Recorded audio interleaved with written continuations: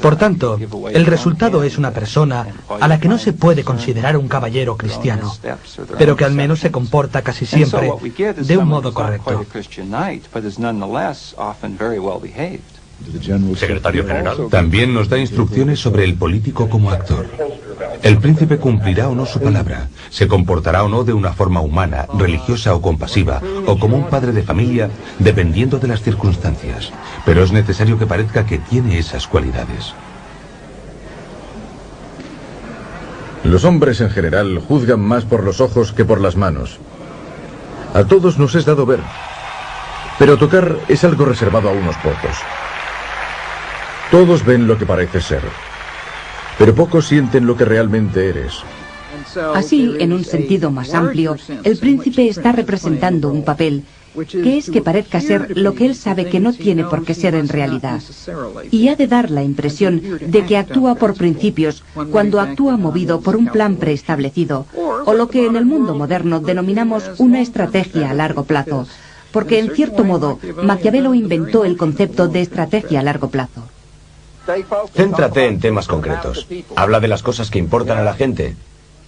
Es la economía, ¿de acuerdo? Ya sabes que nosotros siempre decimos que la velocidad mata, y moriremos en este debate si no somos los primeros en comunicar nuestras respuestas. Bush estaba a la defensiva. Pero lo más importante es que el príncipe de Maquiavelo es un artista de la política. Ve al príncipe como alguien que se toma los asuntos como si fueran un bloque de mármol y les da forma como si se tratara de un escultor. Del bloque de piedra a la forma, del caos al orden, del salvajismo a la civilización. Miguel Ángel y el príncipe de Maquiavelo tienen muchas cosas en común. El problema es que la materia prima del príncipe es la sangre humana. Por eso, el príncipe debe aprender cómo y cuándo ser cruel y estudiar el arte de la guerra. Los principales cimientos de todos los estados consisten en las buenas leyes y las buenas armas. Dado que no puede haber buenas leyes donde hay buenas armas, y que donde hay buenas armas siempre hay buenas leyes, dejaré a un lado la consideración de las leyes y hablaré de las armas. Esta frase es uno de los rompecabezas más maravillosos de la obra de Maquiavelo. Se necesitan buenas armas. Buenas armas son las de un ejército de ciudadanos, no las de un ejército de mercenarios. ¿Cómo se consigue que los ciudadanos sirvan en el ejército? Tienen que pensar que la sociedad persigue sus mismos intereses personales. Así pues, es preciso tener una república para poder formar un ejército de ciudadanos. Se necesitan buenas leyes para tener una república. Está condenado a perder el poder si se encuentra desarmado, porque junto a otros males que le acarrea, le hace más digno de desprecio, lo cual constituye uno de los descréditos ante los cuales un príncipe debe mantenerse resguardado. Porque entre quien está armado y quien está desarmado no hay comparación posible. En este aspecto acierta de pleno. Creo que Maquiavelo es a mi juicio mucho más práctico cuando se piensa más en las relaciones internacionales que en el gobierno de un estado o una ciudad. Las relaciones internacionales difieren de los asuntos internos por una razón, porque no hay ninguna ley entre naciones. En realidad, cuando sales fuera te encuentras en una selva. Y esa es la diferencia respecto a los estados, que tienen leyes que legitiman y que monopolizan el poder en manos del gobierno. El mundo exterior no es así. Nosotros, en nuestro mundo actual, en Occidente, en Estados Unidos, odiamos que las cosas sean así. Esto hace que nos sintamos descontentos y muy incómodos, y en muchas ocasiones nos negamos a creerlo. En este sentido, Maquiavelo es más valioso porque nos recuerda que en el fondo lo esencial no ha cambiado. Estás obligado a disponer de las armas. Ningún gobierno debería imaginar que puede adoptar siempre una postura pacífica. Así son las cosas. Cuando se intenta escapar de un peligro, se cae en otro. La prudencia consiste en juzgar la naturaleza de una amenaza concreta y en aceptar el mal menor. Tomar decisiones juiciosas. Eso es prudencia, como dice Maquiavelo. Y para eso precisamente elegimos el gobierno.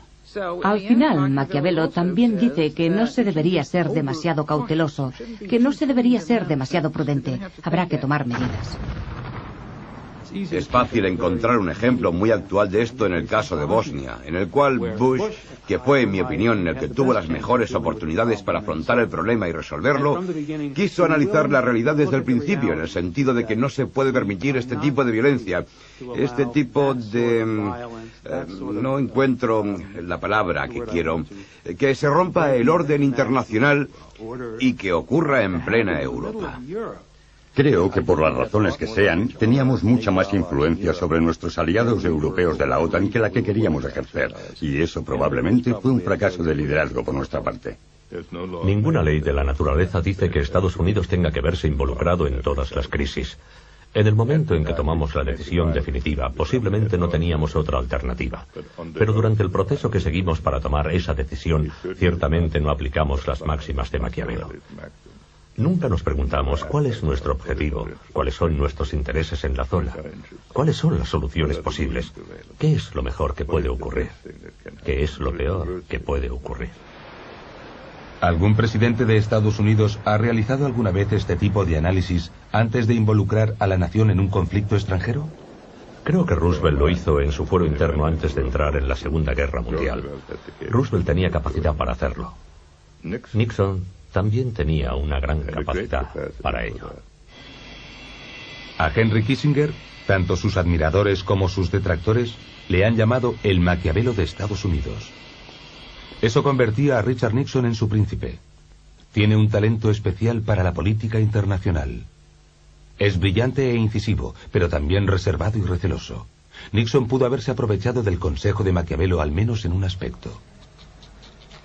Un príncipe debe procurar no temerse a sí mismo y proceder con prudencia y mesura para que la excesiva desconfianza no le vuelva insoportable.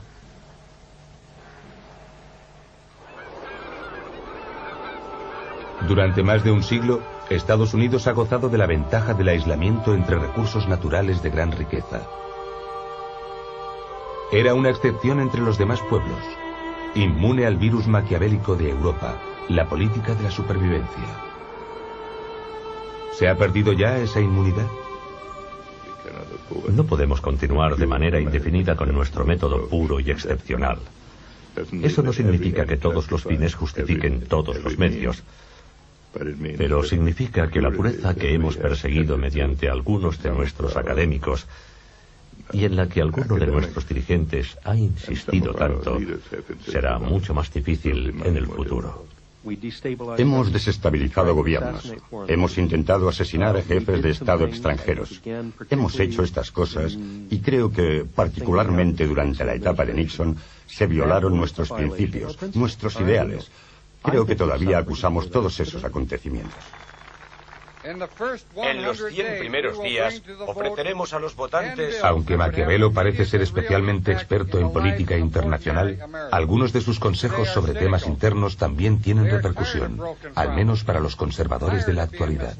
Un hombre no debe tener miedo de aumentar sus posesiones por si después se las arrebatan, ni evitar emprender un negocio desalentado por los impuestos. Pero por encima de todo, un príncipe debe respetar la propiedad ajena, porque los hombres olvidan antes la muerte de su padre que la pérdida de su patrimonio. Séptimo, se requieren las 3/5 partes de la Cámara para aprobar el aumento de los impuestos. Por otro lado, su príncipe ideal guarda cierta semejanza con Lenin. Mata al antiguo príncipe y a toda su familia, crea títulos y órganos nuevos y se los entrega a hombres nuevos. Debería convertir a los pobres en ricos y a los ricos en pobres, como hizo David cuando fue elegido rey. Con frecuencia los consejos de Maquiavelo parecen dirigirse en dos o más direcciones. No es pues ninguna sorpresa que haya una amalgama de interpretaciones distintas del príncipe. Tomemos por ejemplo la cuestión sobre ser temido o amado. Es más seguro ser temido que amado cuando hay que renunciar a una de las dos cosas, pero se debe evitar ser odiado. Ser temido es beneficioso.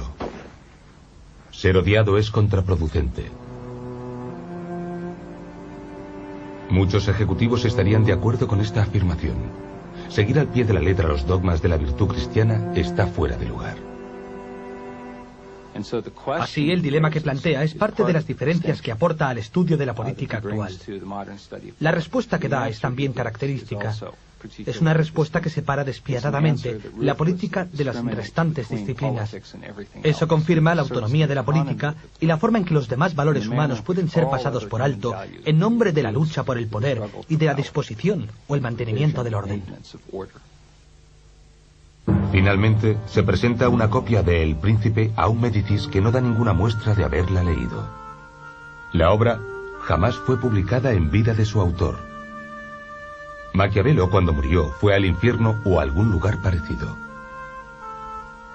La demonización de Maquiavelo comenzó poco después de su muerte y llegó en un momento en que la crisis de las religiones contendientes estaba empezando a adquirir un gran protagonismo, en la década de 1530, y ambos bandos vieron un diablo en Maquiavelo.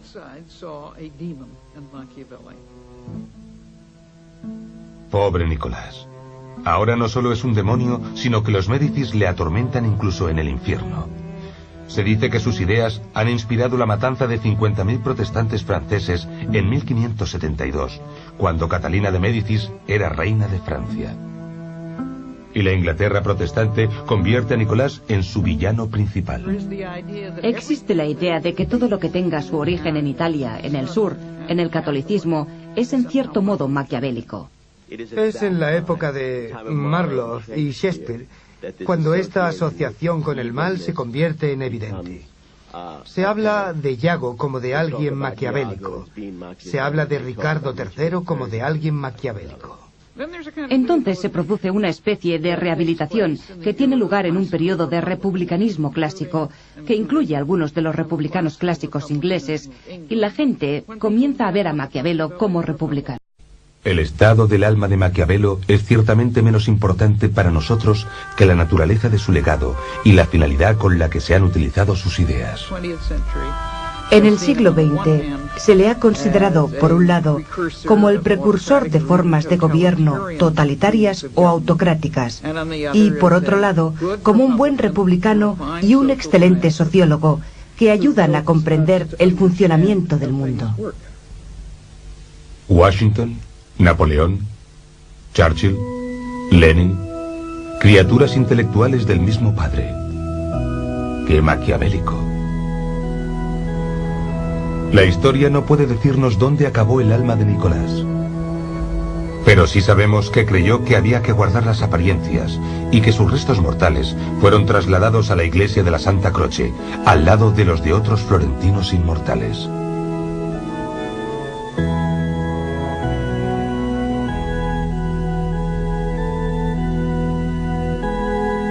También sabemos que su influencia está lejos de llegar a su fin.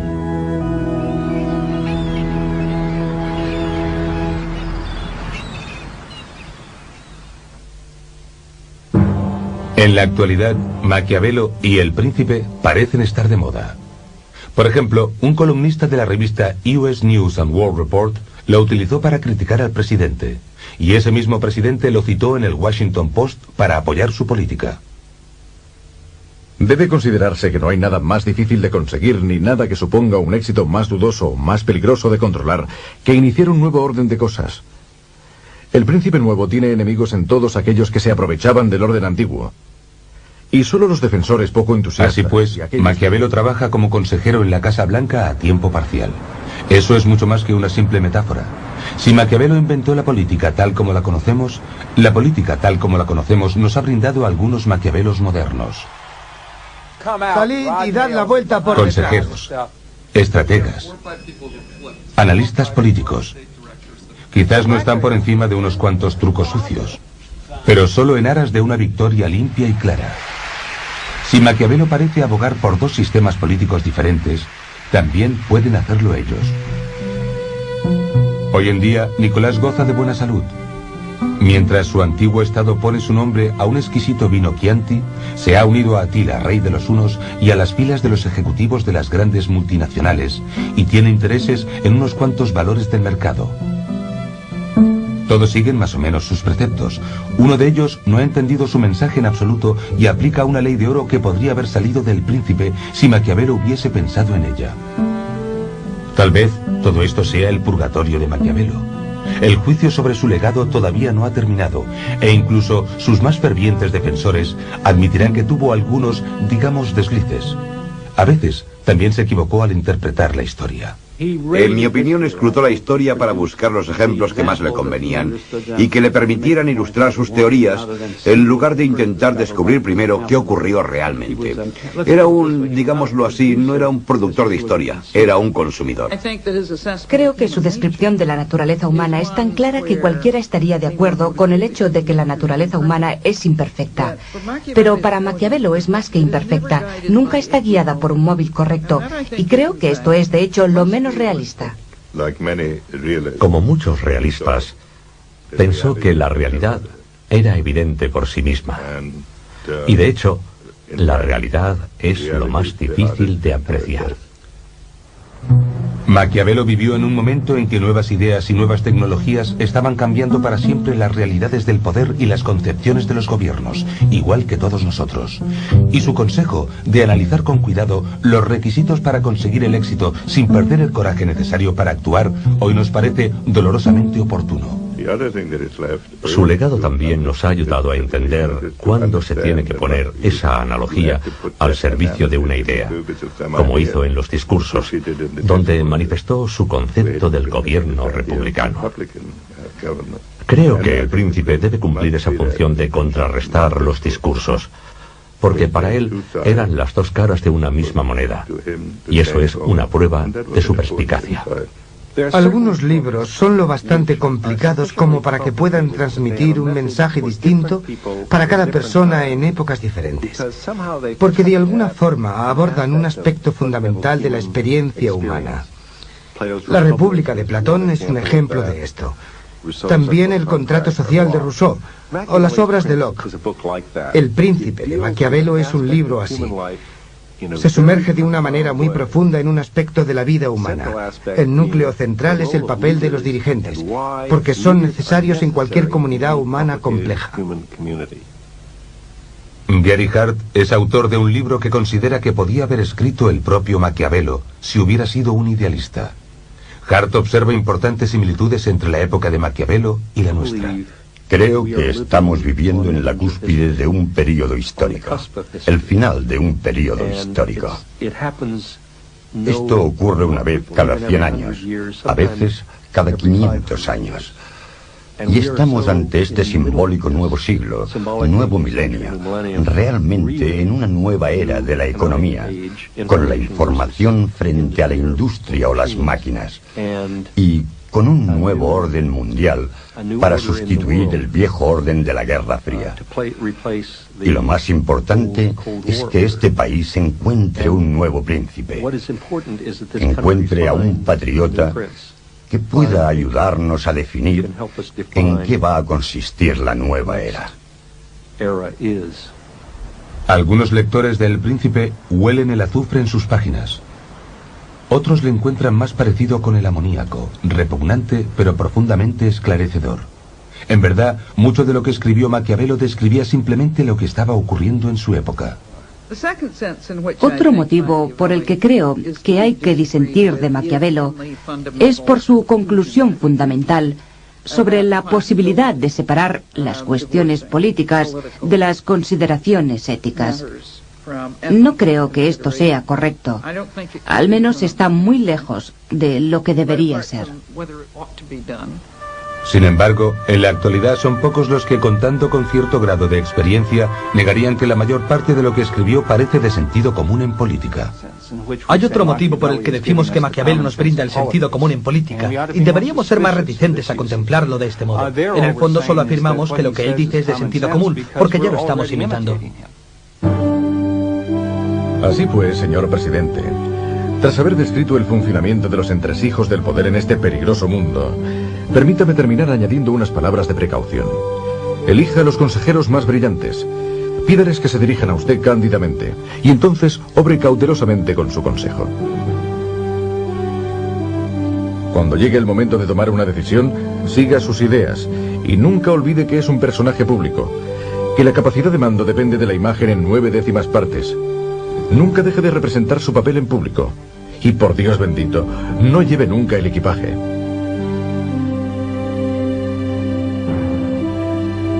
Bienvenido a la cima del Estado y buena suerte. Su humilde y respetuoso servidor, Nicolás Maquiavelo.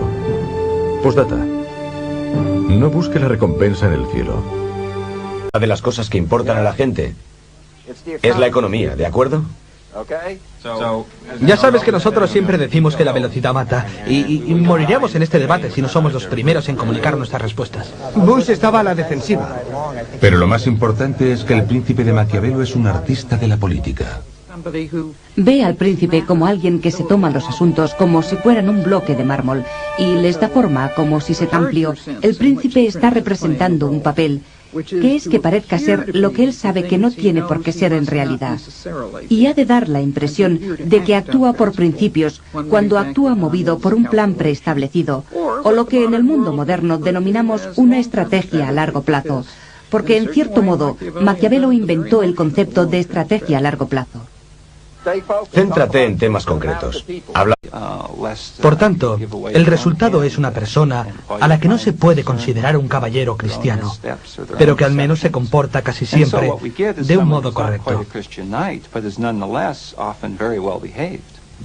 Secretario General. También nos da instrucciones sobre el político como actor.